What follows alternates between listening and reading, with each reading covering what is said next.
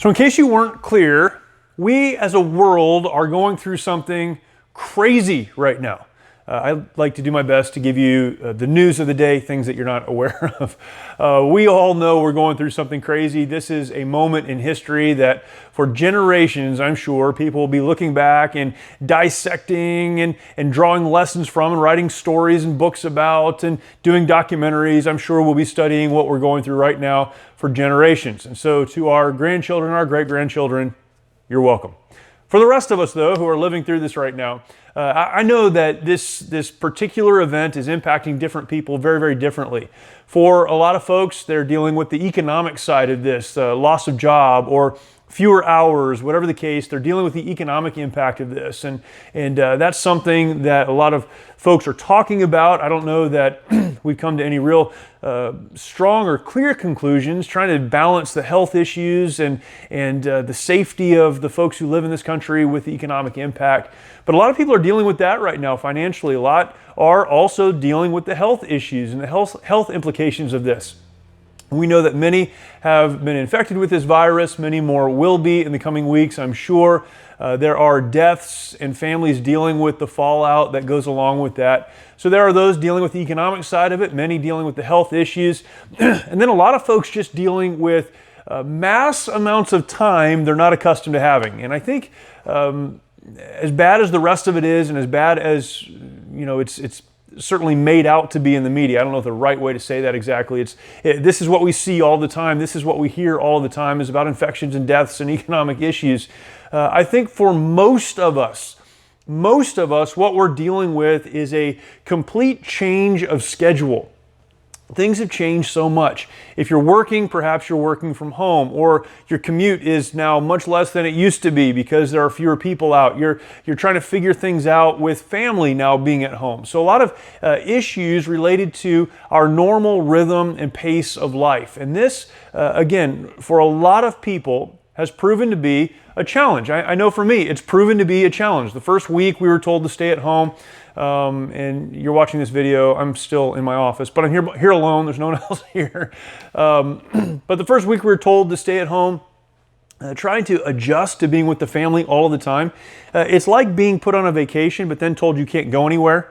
So the fun part of the vacation is not there, just the togetherness. And togetherness is great. There are a lot of opportunities that we don't normally have. But it's a challenge.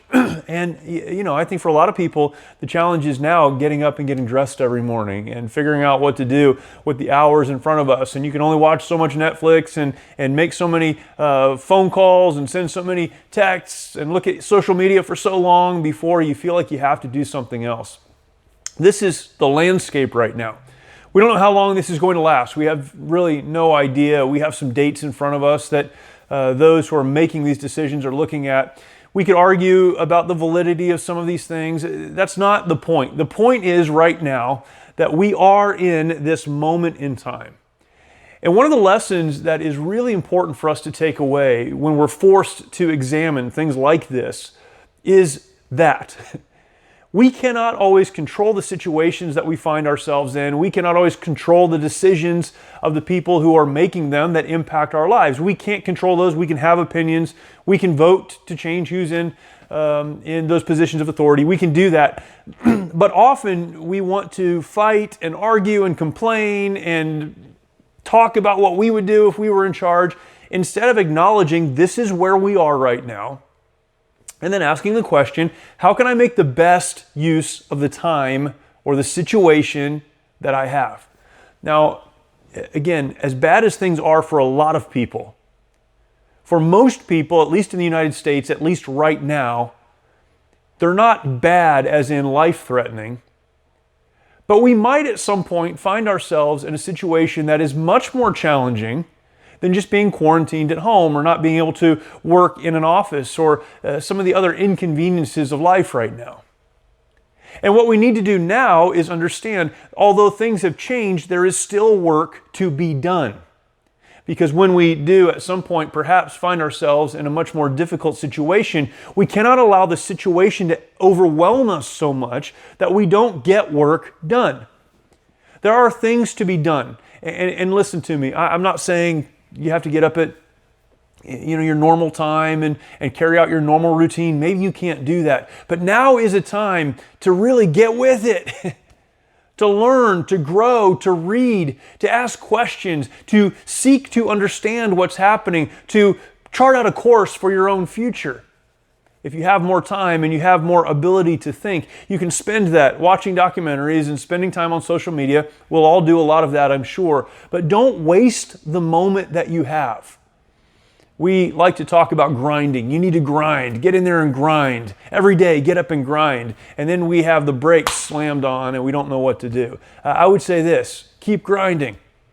Now is the time, if you take advantage of these moments, that you can lay a foundation, lay a groundwork, that when everything's turned back on, and it will come back on. We don't know exactly what that will look like, but it will happen. And when it does, what you did with these weeks of separation and isolation will bear fruit. Will you be better on the other side of this than you were going into it? Look at the days that are happening right now, the moments that you have in front of you, the time that you're living through right now, in spite of all of the difficulties. Look at those as an opportunity to learn, to grow, and to make good decisions in the future. Don't waste the moments that you find yourself in. I hope that's an encouragement to you. And again, I know there's a lot of pushback on that. I would say regardless of which one of those categories you find yourself in, dealing with economic, dealing with the health, dealing with just the time and the different relationship aspects, wherever you find yourself, in whatever category, maybe there's a crossover of categories, there are things to be learned, there are lessons that can be absorbed, and there are good decisions that can be made now that will help you in the future. Don't waste this time. Grow through it, and you'll be happy that you did.